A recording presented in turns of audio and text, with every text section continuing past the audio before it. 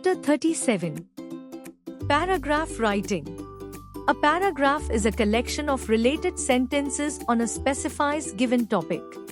How to write a paragraph using the 4 essential elements. A basic paragraph structure usually consists of 5 sentences, the topic sentence, 3 supporting sentences, and a concluding sentence. But the secrets to paragraph writing lay in 4 essential elements, which when used correctly, can make a good paragraph into a great paragraph. 1. Unity. Unity in a paragraph begins with the topic sentence.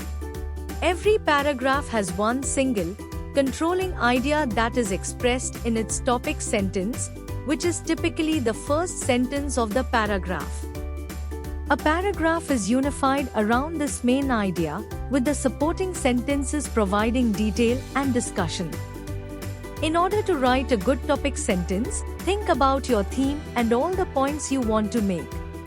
Decide which point drives the rest, and then write it as your topic sentence. 2. Order refers to the way you organize your supporting sentences. Whether you choose chronological order, order of importance, or another logical presentation of detail, a solid paragraph always has a definite organization. In a well-ordered paragraph, the reader follows along easily, aided by the pattern you've established. Order helps the reader grasp the meaning and avoid confusion. 3. Coherence. Coherence is the quality that makes your writing understandable.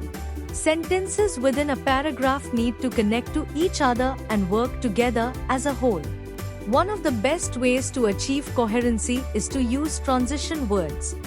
These words create bridges from one sentence to the next.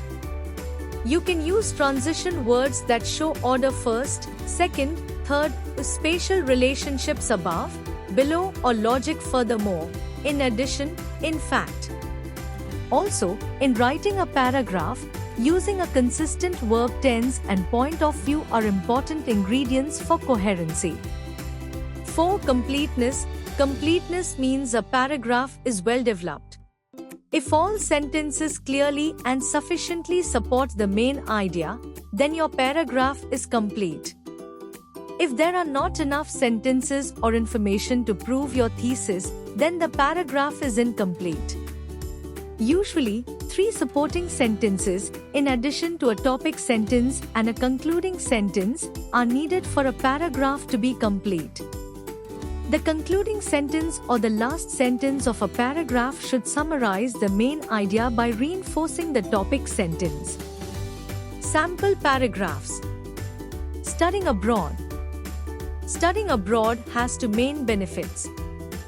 Firstly, people who study abroad can get a better job when they return to their home country.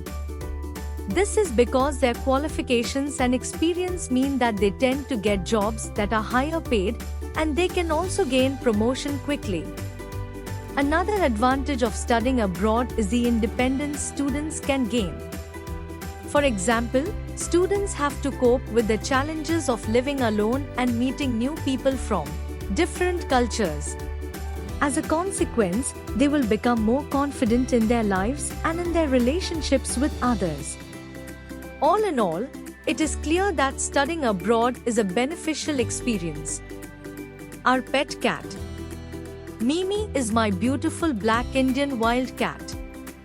She walks with pride and grace, performing a dance of disdain as she slowly lifts and lowers each paw with the delicacy of a ballet dancer. Her pride, however, does not extend to her appearance, for she spends most of her time indoors watching television and growing fat. She enjoys television commercials, especially those for Meow Mix and 9 Lives. Her familiarity with cat food commercials has led her to reject generic brands of cat food in favor of only the most expensive brands. Mimi is as finicky about visitors as she is about what she eats, befriending some and repelling others. She may snuggle up against your ankle, begging to be petted, or she may imitate a skunk and stain your favorite trousers.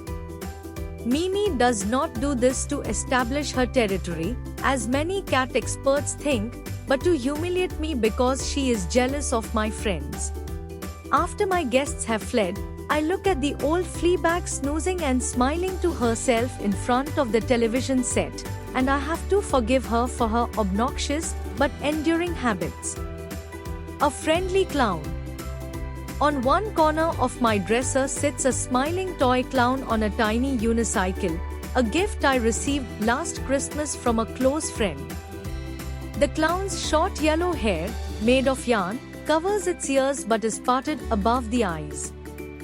The blue eyes are outlined in black with thin, dark lashes flowing from the brows. It has cherry red cheeks, nose, and lips, and its broad grin disappears into the wide, white ruffle around its neck. The clown wears a fluffy, two-tone nylon costume. The left side of the outfit is light blue, and the right side is red. The two colors merge in a dark line that runs down the center of the small outfit. Surrounding its ankles and disguising its long black shoes are big pink bows. The white spokes on the wheels of the unicycle gather in the center and expand to the black tire so that the wheel somewhat resembles the inner half of a grapefruit. The clown and unicycle together stand about a foot high.